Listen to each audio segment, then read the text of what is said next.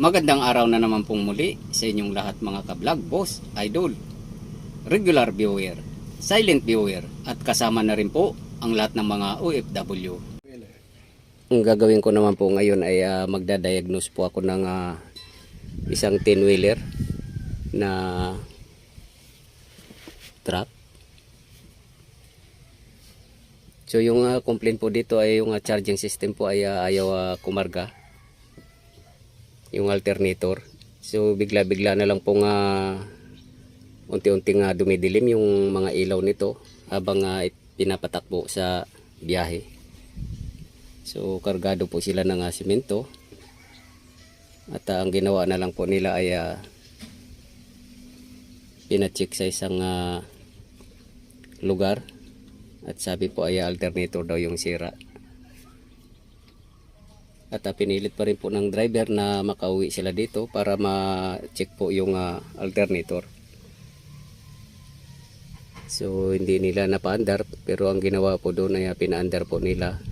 Nagpatulong na paandarin yung makina para makauwi lang sila dito. So ito na po, chine-check ko na po yung kung ano naging problema dito.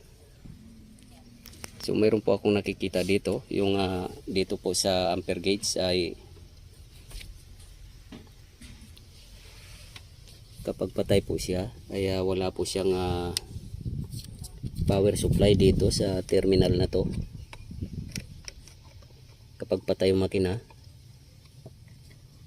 so kahit patay po sana to ay mayroon po siyang supply dito sa ampere gauge na to, sa positive side at saka negative side dito po sa likuran, itong dalawang wire na to, kasi ito po yung kukuha po ng supply galing po ng battery. At kapag kumakarga na po yung alternator, ito naman po yung dadaan po ng galing alternator papuntang battery para mag-charge po yung battery. So ang nakikita ko po dito kapag pinapandar ay tsaka lang po nagkakaroon ng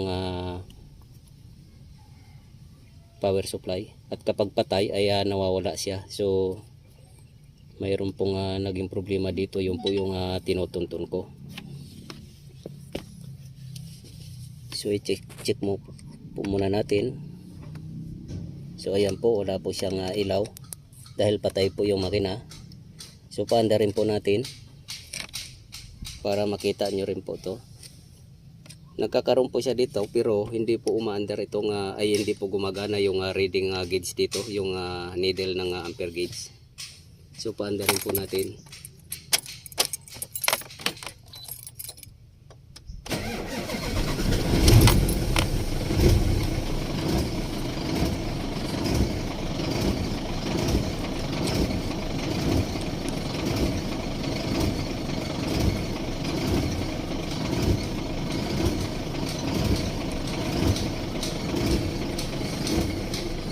So ayan po yung naging problema niya. So kapag umaandar ay mayroon po siyang reading, ay mayroon pong power supply na lumalabas dito.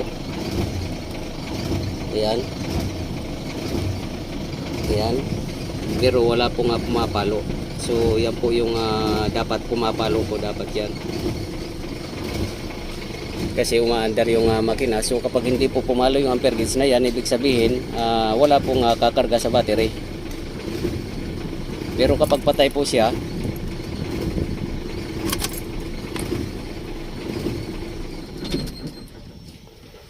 kahit patay po sana siya ay mayroon din po sanang power supply to. Ayan, wala na naman siyang power supply. So ibig sabihin po, kapag umaandar siya, mayroon pong lumalabas na kuryente galing po ng alternator.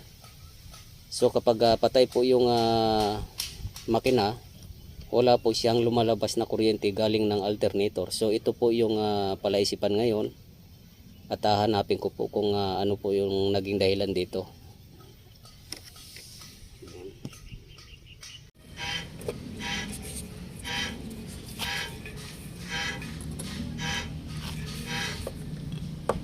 So ito po yung isa sa naging dahilan dito kaya hindi po kumakarga yung alternator, dahil yung fusible link po dito ay nasunog. Sira na po siya. Ayan o.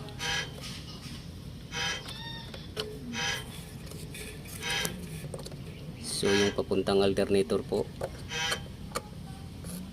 ay wala siyang pumapasok na kuryente galing po ng battery. Pero pag once na umandar po yung makina, dahil yung alternator po ay buo, mayroon po siyang lumalabas pero wala pong pumapasok sa alternator. So ganun po ang nangyari. Ito po yung naging ebidensya. Ayan o. Pagdating po dito sa baba ay mayroon po siyang supply. Ayan. So ito po yung naging dahilan.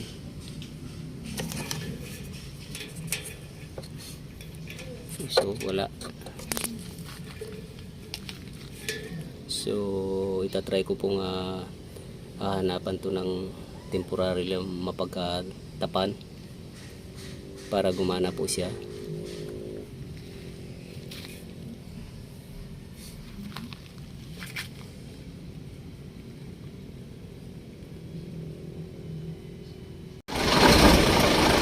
So ito po yung ginawa ko, temporary lang ginamp po para makita po yung karga doon sa taas. Kasi ito po yung nakita kong may problema dito.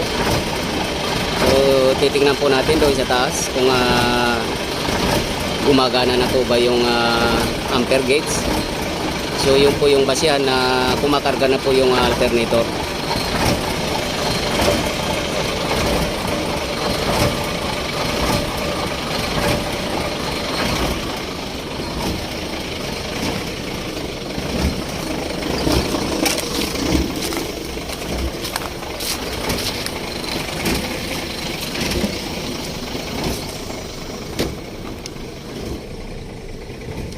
Bro, pakuha nga yung test light. Yung test light, pakuha nga.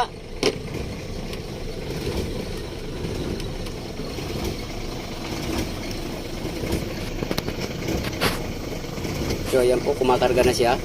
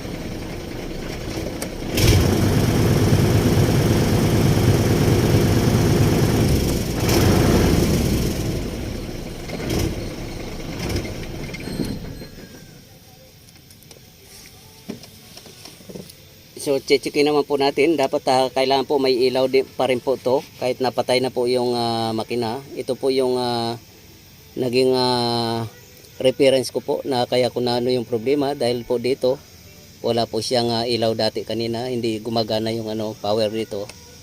So ayan po, mayroon na po siya. At mayroon na po rin yung isa. So dapat pagpatay po yung makina ay mayroon din po siya. Kapag umandar, mayroon din po siya. Kanina po kasi kapag umaandar lang, mayroon po siyang ilaw, pag patay wala po siya. So doon ko po na nakuha yung reference ng problema dahil po dito sa nakita kong indikasyon dito. So hanggang dito na lang po muna ang video kong ito. Please like, subscribe na lang po and hit notification bell para sa susunod na mga video. God bless all po.